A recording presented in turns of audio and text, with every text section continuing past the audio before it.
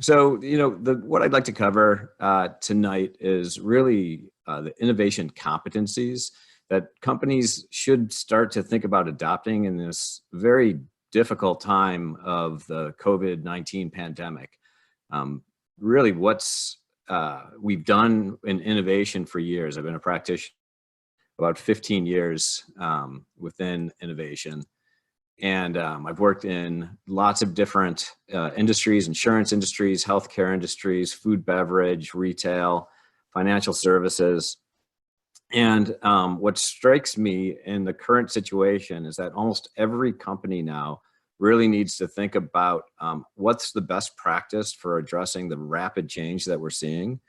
And that sort of process is innovation. And so all the best practices that we have that were around supply chain or manufacturing efficiency, really there's no precedent anymore.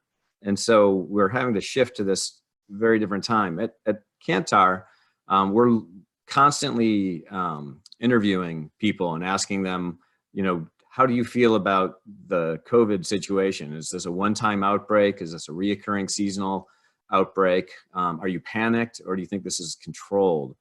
And with that, we're able to create 4 different subgroups of sort of mindsets. And the most prominent mindset right now, and this is recent data, is the recurring nightmare, that people are not believing that this is going to end. And if it does end and it is controlled, there will be a brave new reality coming out of it. So your marketplaces, your consumer behaviors, everything is going through some level of change. And you as a company need to address that.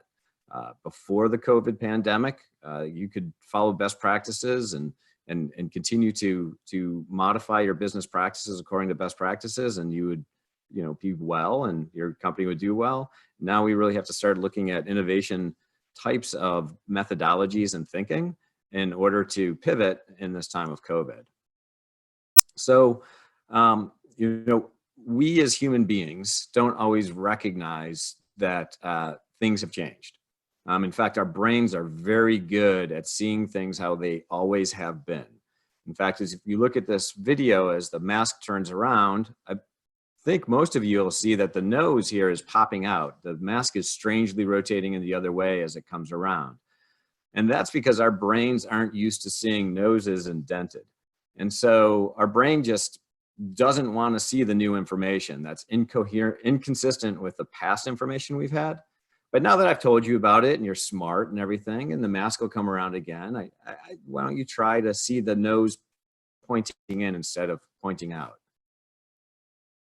So I can't do it. I've watched this video probably 1,000 times or more, and I still see the nose pop out. So that's just inherent in how we were designed as human beings. And as we address business problems, our brains are doing the same thing. So best practices are those things that our brain sees all the time and says, hey, if we do it this way, we will be better off. And that in the face of COVID and the changes that the marketplace and consumer behavior is going through, there really is no precedent anymore that exists to really base those best practices on. And strategy, and I define strategy as enabling counterintuitive action. If you aren't enabling counterintuitive action, then you're using best practices. That relies on the most likely future market conditions. You basically look forward in time and you say, hey, I believe market conditions are going to be in this sort of status, so we're going to deploy our resources differently. And a lot of times good strategy goes against best practices. In fact, I like to say if your company is a best practices company, you don't need strategy. Don't pretend you do strategy. And and a lot of companies can survive, and there's a lot of commodity businesses that are good with that. But if your company really wants to take a lead position, wants to be number 1, 2, or 3, you have to sort of behave counterintuitively to the rest of the market. You have to zig when zagging. And innovation is the most accessible approach to changing your company that you can use in this time of COVID-19. In fact, instead of it being thought of as something that you would do to just develop new products and new services, it really is a best practice and a process and a methodology that should be applied across your entire business right now, because there's so much radical change. And the process that I've used with all of these companies is a divergent and convergent process. So the diagram in the center is to describe diverging and then converging. So we typically go through some level of discovery and say, where is the opportunity space? What's going on? We'll do some level of research to validate that those areas either have market potential or that we are actually seeing consumer attitude shifts in that. We diverge again off of that research. Usually that research also allows us to see groups of people differently. Similarly, what I showed earlier with the 4 mindsets about COVID, you really want to focus on a group of people with a mindset and a propensity towards your business that will help you innovate and help you change. And then you diverge and develop insights. And I'll show you in this presentation a way of prototyping insights and using those prototypes of human needs in order to drive the next stage of the process, which I call validation. A lot of people call ideation, but I believe that what happens in ideation is you're coming up with so many ideas. What you're really trying to do is you're trying to validate that one of them really, or several of them, meet unmet needs. You can come up with lots and lots of ideas. It doesn't mean they're good ideas. In fact, Linus Pauling said, the way to come up with really good ideas is to come up with a lot of ideas and throw away the bad ones. And then execution, how do we bring that idea into the marketplace? So along this journey, I've heard over and over comments, our company doesn't support innovation. There's a great opportunity, but our company doesn't know what to do with it. The consumer segment is great, but we want everyone to be our customers. Customers complain about things that were just impossible to solve. We'd got out of business if we did that. We've seen these ideas before, maybe they'll work this time. And then, in the end, the easy ideas are being funded and they're going to have to fight for the really innovative ones. And, I consider all of these sort of moments in the convergent process of innovation as either friction or culture problems. And I'll show you in this presentation some ways in which we can use, reduce that friction and increase the cultural relevancy of innovation and understand how it's impacting the people in your organization. So, it's reduce friction, change culture. And what I'm going to give you is a competency model. So this is going to be a model that's really theoretical. Don't take it, as literal, but look through the lens of this model and see if you can identify your company. And for me, this competency model helps me change the paradigm around what is innovation inside of an organization. Many times people are, don't know what innovation is, or the CEO tasks a small group with innovating. And I think this competency model will help explain what's going on inside most companies so that you can address it. And I'll give you an insights tool. This is a very direct tool on how to prototype out an unmet need. And then I'll talk about a portfolio model, the ability in order to not just bet on 1 or 2 silver bullets to save your company or to, grow your revenue, but to have a variety of ideas that are always under development so that just like your financial portfolio, you don't overinvest in one sector or in one type of financial vehicle. In innovation, you want to do the same thing. You want to spread your innovation investment out into different types of ideas and different quadrants of unmet needs so that the overall portfolio is what you're looking at as a performance, not individual projects. So let's jump into it. First, I just want to, at a very high level, sort of represent why I use models. The real world is very complex. And we as human beings, as I showed you in the video earlier, have evolved with a brain that basically tries to simplify as much as possible that real world so that it can think about it. And in fact, there are about 11 models that any human being can hold in their head at any one time. And those models, fortunately, have been described by behavioral economics, cognitive theory, decision theory, management consulting. You know, we have these models out there to use. And the first premise I have with running innovation inside of a company, and now every company should be doing this, is making sure that whoever's on the team that has decision-making power first agree on the models that we're using in order to describe the environment in which that decision is going to be made. So, you know, a simple model of supply and demand is a model that you would agree on ahead of time and say, you know, we're going to make this decision based off of that model versus any other model. And in doing this and making those models very explicit, you actually create curiosity. And I believe that curiosity is what is corporate imagination. This group creative curiosity is corporate imagination. And so the one caveat on all this I want to give you after 15 years of really advocating for models and using them is that the model is not the solution.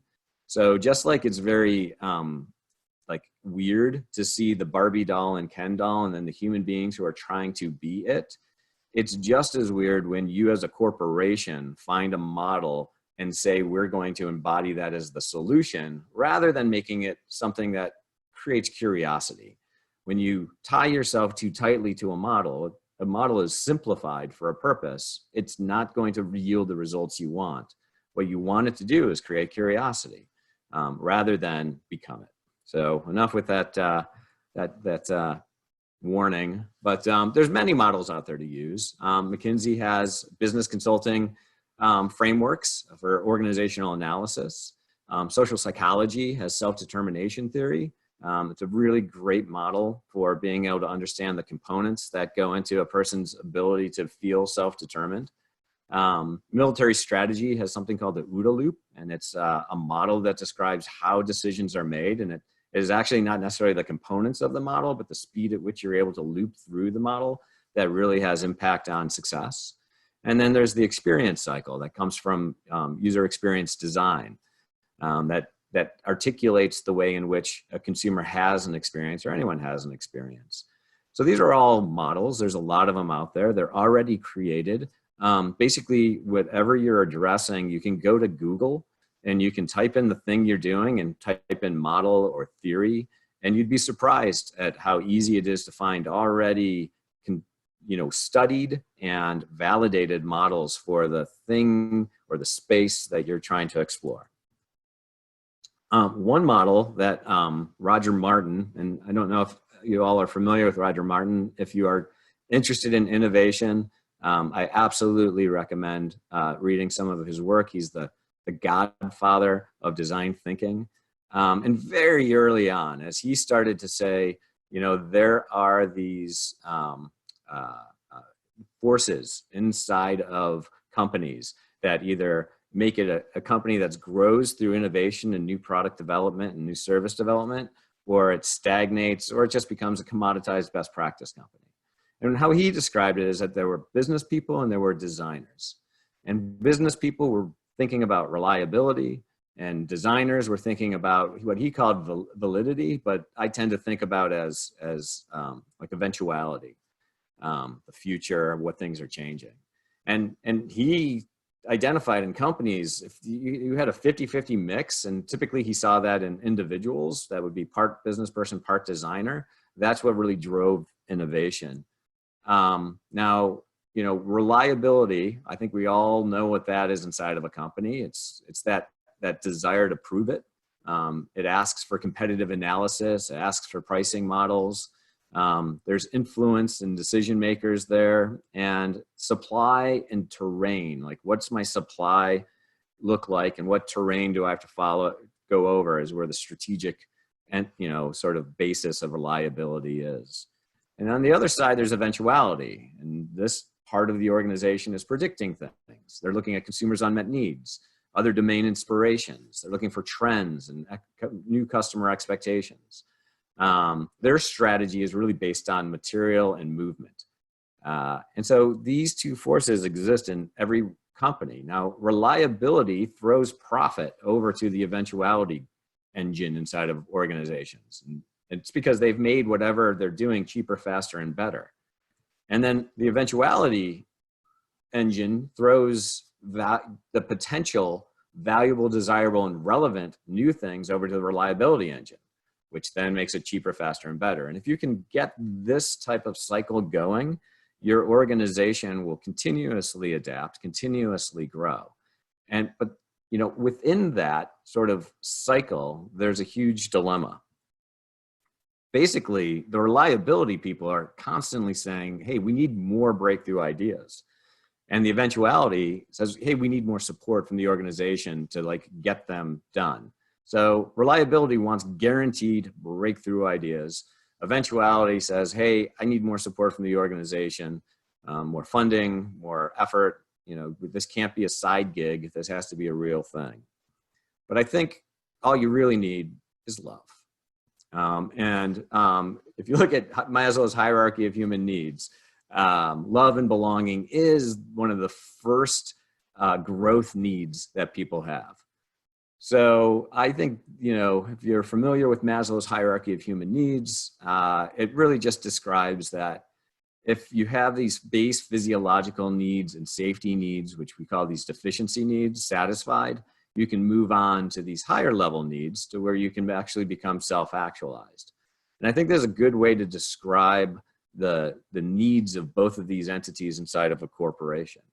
So if you look at the reliability needs, rarely at the base, you've got revenue and production. If you talk to anyone who's reliable minded inside of your organization, they're going to say, where's the revenue coming from and what's the production capability in order to supply new product or services to generate that revenue.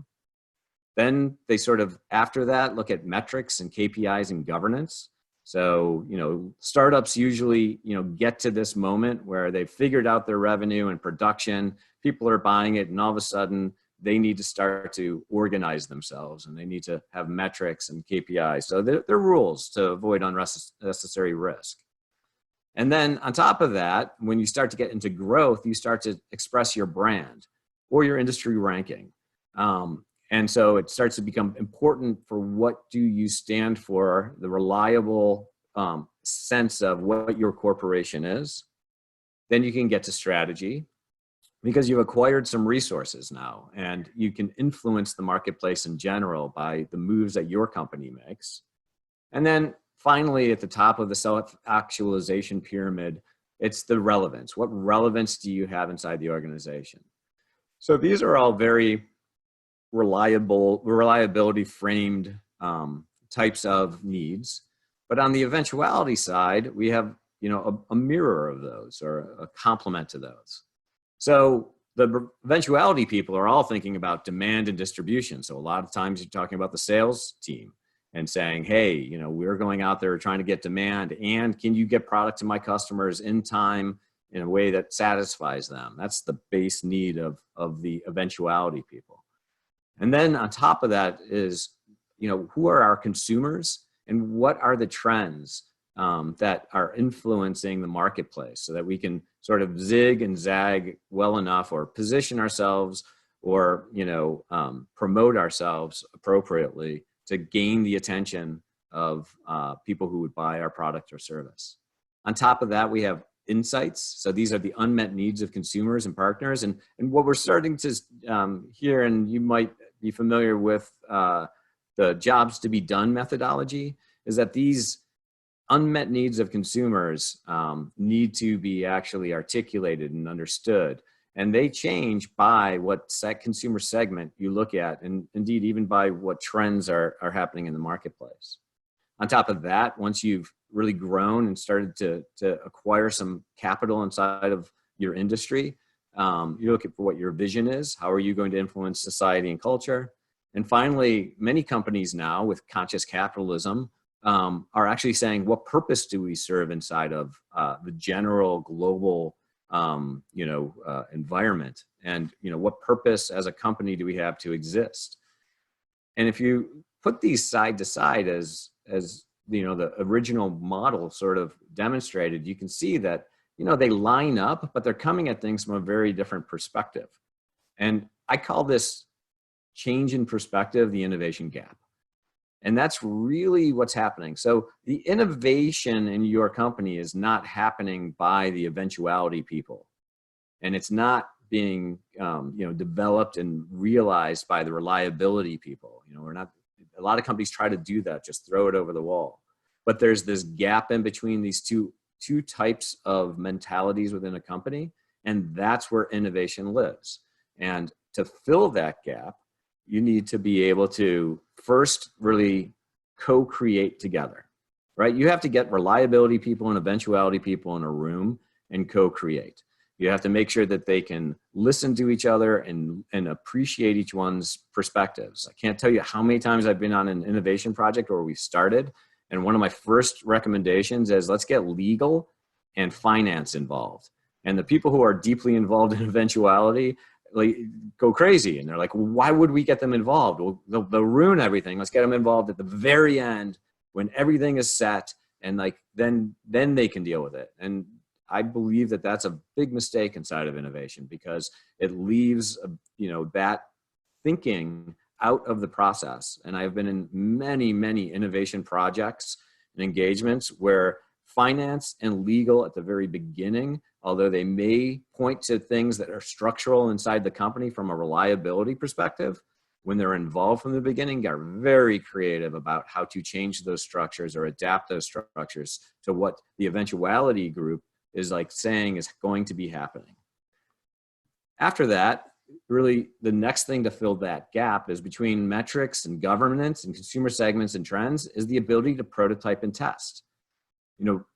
Prototypes are really just the least expensive way to identify and value or measure some sort of metric that's important to the overall success of the company or overall success of that project. And making sure you're talking to the right consumer segment or identifying the right trend in order to do that prototyping and testing is essential, because if you prototype something and have the wrong consumer evaluate it, you're going to get the wrong result. So either you're going to show it to someone that you already know is very much on your side and loves the idea and tells you, oh my gosh, I would buy 1 million of those. Or you're going to show it to a customer who it isn't designed for, isn't built for, and they're going to say, I don't want it. So it's very important to prototype and test to get those two things to work together. And then on top of that, now, in order to really start getting into growth mode, remember those first 2 layers, that's deficiency needs. Those first 2 layers, it's like, if you're not doing that, you're not even treading water. You're not succeeding. Now, at this next couple levels is where you really can put that innovation engine to work to really guarantee growth for your company. So innovation assets and process come next. An innovation asset is a segmentation. It is the ability to look at the attitudes and behaviors of an individual and put them in a category, at the very largest sense of a good customer or bad customer. And then even within good customers, you have different types of good customers. And it's essential that your organization has that asset. It doesn't have to be at Kantar. We do segmentations, and they can be very expensive and very involved, but they don't have to be. But at some level, you as an organization have to agree to the model of your consumer and say these attributes of consumers make them a good customer or a bad customer. And I hope that you don't think that just means they have money to spend, because that is it's important, but it really isn't a functionally useful type of criteria. So after innovation assets, we look at active innovation portfolio management. And I will show you at the end of the presentation one way to do active innovation portfolio management. And so that's taking your strategy and your vision and saying, where are we going to invest?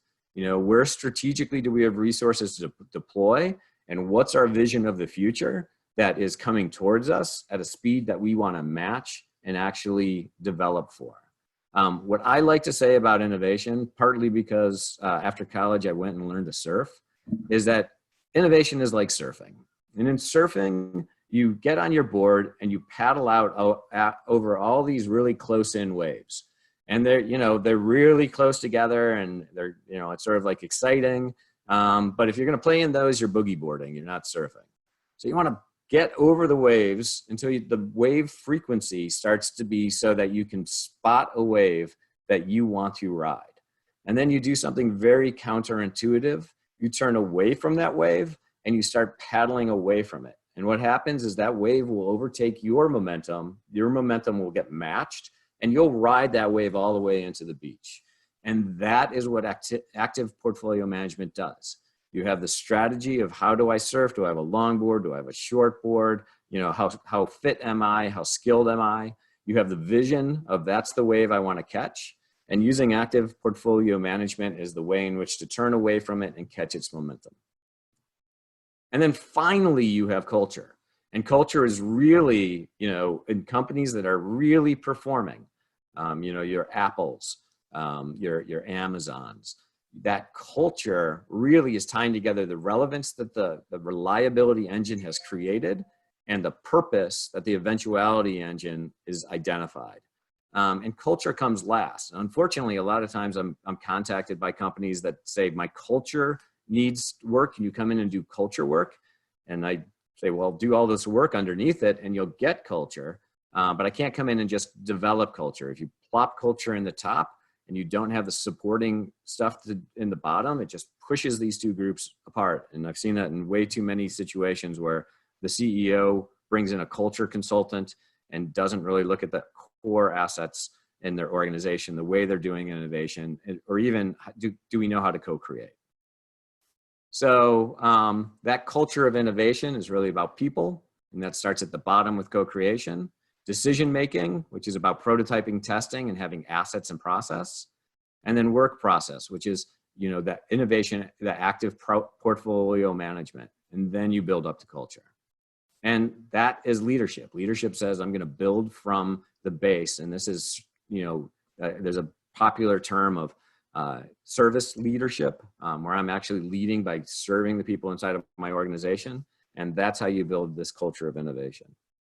So that's my competency model. I'm going to now give you a little bit of insight into a tool. And I'm going to go quickly.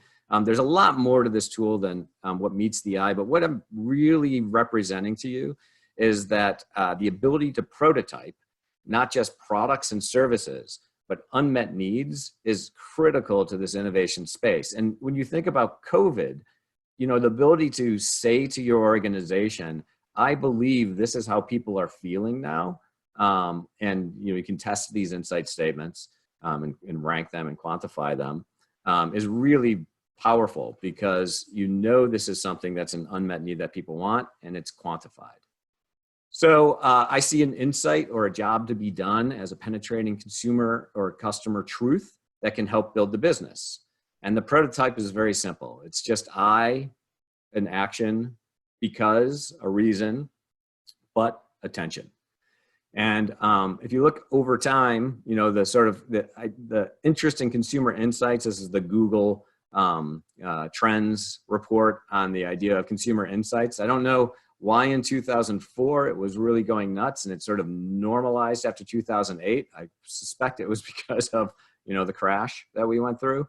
But jobs to be done then sort of like came along, and it's the red line, and started to take the same space up. So if you combine those two, you can see that after like 2010, 2011, just this idea of how do we talk about insights, how do we talk about consumer insights and jobs to be done became more relevant to people in searching the internet.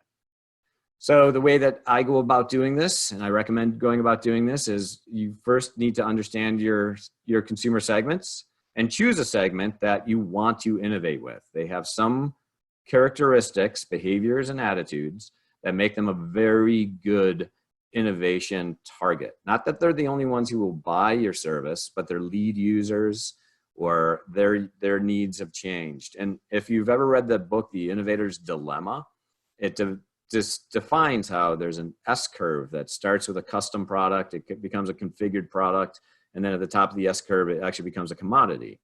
And those companies that grow are ones that, when they're in this middle stage of configuration, they know they're on their way to commoditization. and they kick off a whole new S-curve by going to look for consumers that have unmet needs, unlike the customers they're serving today.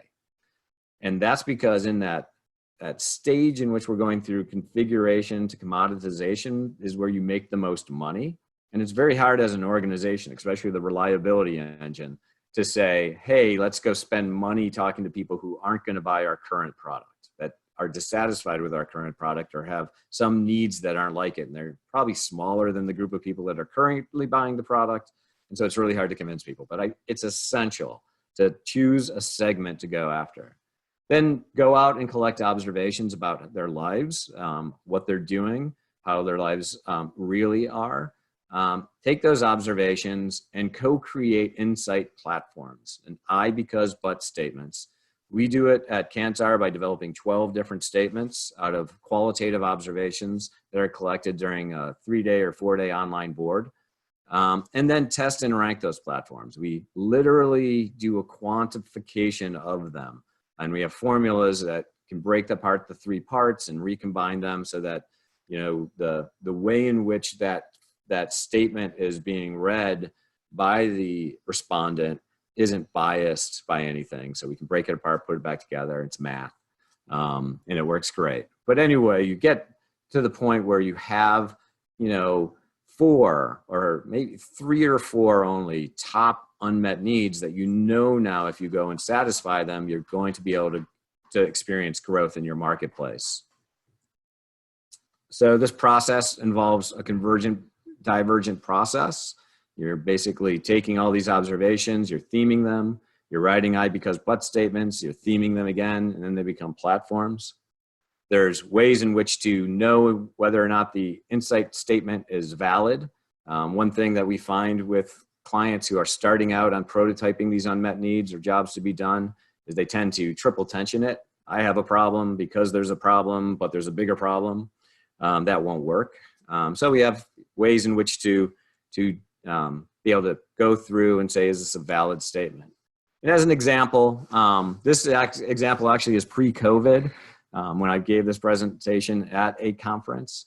But you can imagine if you are attending a conference and there's these 3 different statements. You know, I attend conferences because it's in the training budget, but when I get back to the office, people treat me like I was on vacation. You know, that will resonate for a certain group of people. And they will say, yeah, that's how I feel. Or I attend conferences because my role is continually evolving, but when I return to work, I don't know where to start. Now, some people will look at that and say, oh yeah, that's how I feel. Or I attend a conference every couple years because my boss demands my department to keep up with the industry. But when I try to change things, I get pushback. So all 3 of these are relevant and likely true at some level for people who attend conferences. But if we tried to solve for all of them, we probably would dilute our effort and possibly solve and put more effort into something that was a minor inconvenience or a minor unmet need while not putting the effort into something that was significant. So, you know, when I've done some testing of these, number 1 is really where people's heads are at. And if you could solve for that, if you could, as a conference participant, go to a conference that guarantees that when you return to work, there will be tangible ways to start the processes that you learned at the conference, rather than we're going to make it so it doesn't seem like you went on vacation. We're going to have it in a place that's not fun and not good. That probably wouldn't attract many people.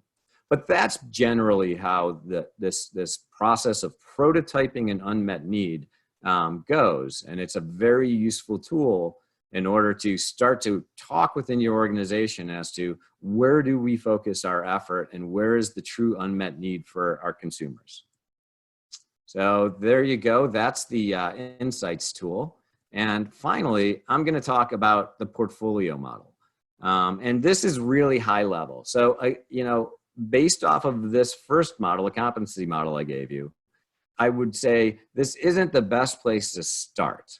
Like if you ran back to your company and said, hey, I've got this portfolio idea and you didn't know how to co-create, and you weren't able to prototype out your customers' unmet needs and the solutions to those unmet needs, and you weren't able to test them, and if you didn't have an idea of who your consumers were as a segmentation, having the portfolio model doesn't do you a lot of good.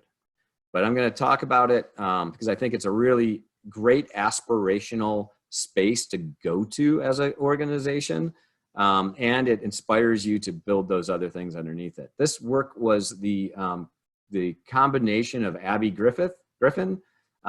She is with the PDMA, and she did all sorts of analysis of the drivers inside of organizations that are high performers as far as growth and innovation and drawing new revenue from new product development. And Warren Hogue, he was my professor at Northwestern. And he was the one that, introduced me to the idea of innovation not as an idea you go after or ideas all competing for budget and for focus, but an aggregation of ideas all being judged against each other in a specific quadrant, not against each other in the whole, as a whole. I mean, you would never take a bond and compare it to a stock, as far as like in your financial assets, or worse yet, an annuity in a stock, because you'd never buy the annuity because the return on it's not right. But it's addressing different things. But you would compare annuities, stocks, and annuities, bonds, and life insurance together and say, which one of those do I want to do? So anyway, these are the two contributors, and basically the matrix is this.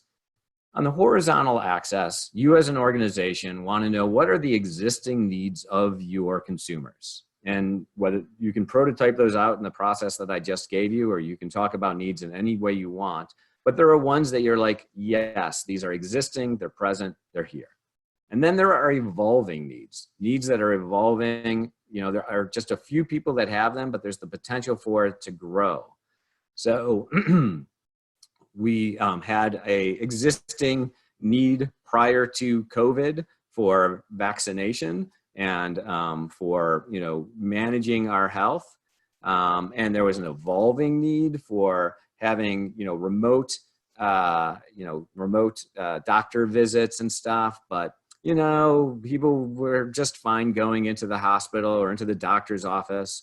Well, all of a sudden, we have COVID-19. And that remote type of service is all of a sudden shot forward as to an existing need.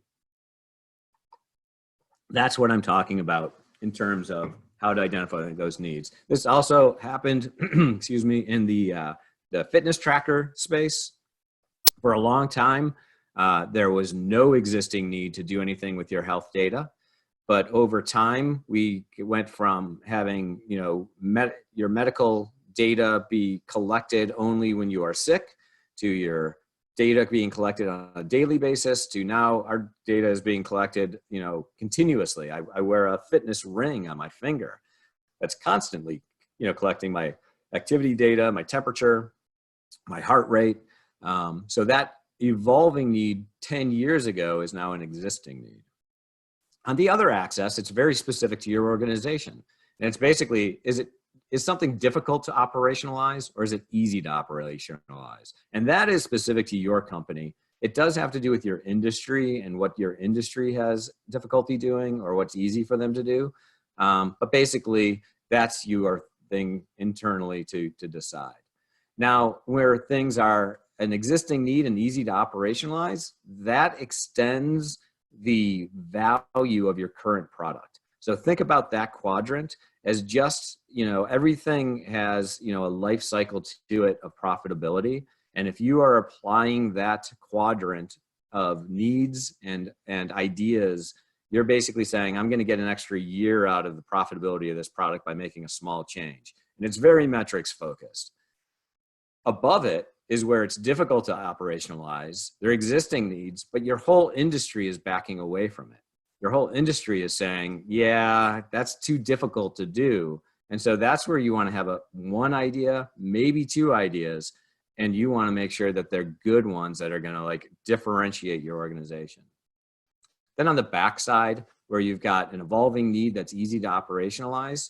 That's where you want to engage with consumers in the marketplace, sometimes through a partnership with an organization that's already addressing that evolving need in an adjacency to your industry, or through a startup, investments in startups.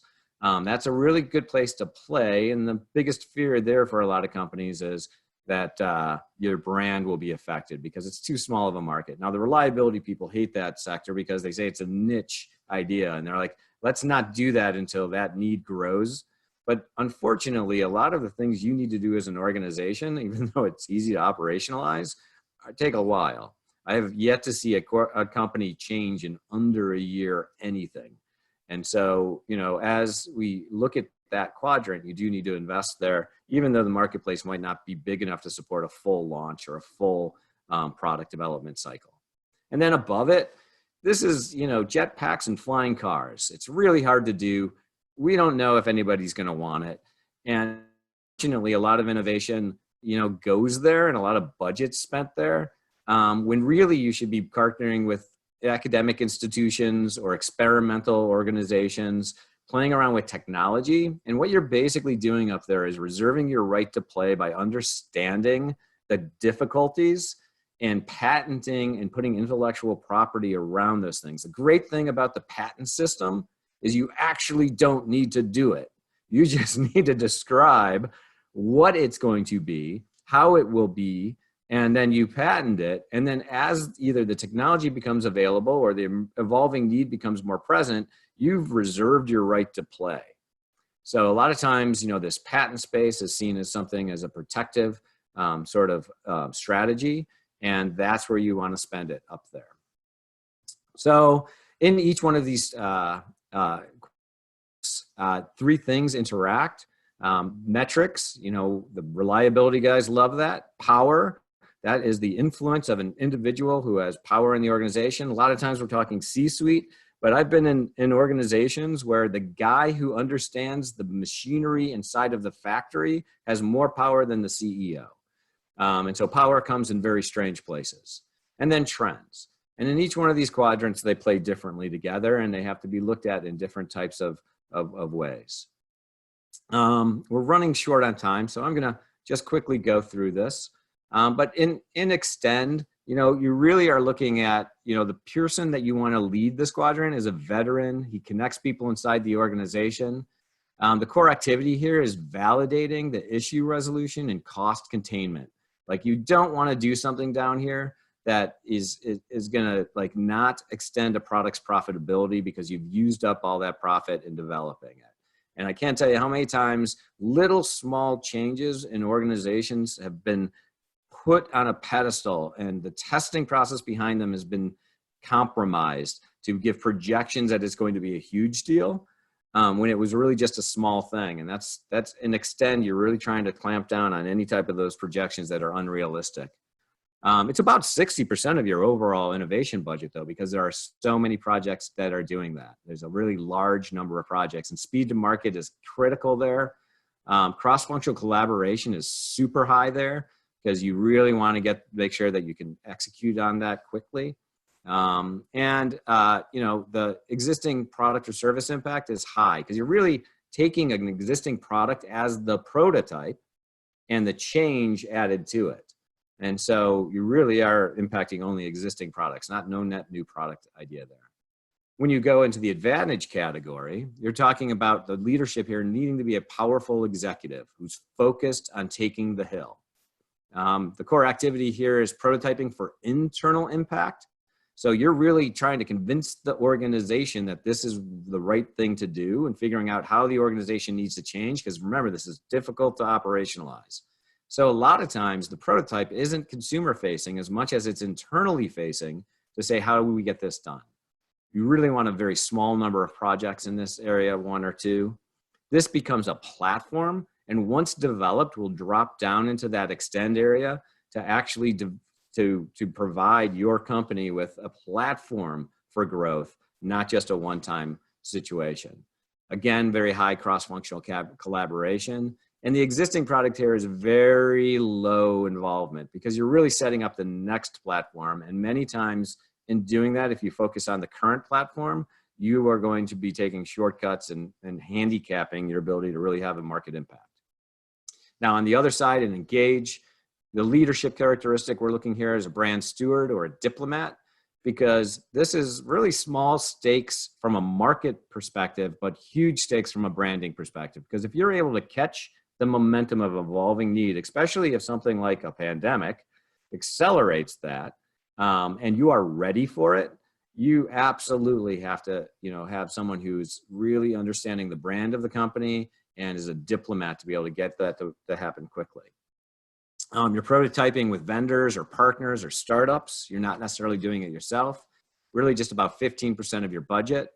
There's not a lot of projects here, and you're really willing for them to fail very early and very fast and get learning from them, not necessarily market success. And your current product has some sort of involvement here. Typically, it's because a lead user has taken your current product and hacked it and said, it doesn't work for me as is, but I hacked it and now it does. And then finally, in this final category, the leadership characteristic here is, bring a new person into the company, make them a challenger, but give them a very small budget. And this is really R&D, trend tracking, core business interrogation. You're really just trying to set up intellectual property here.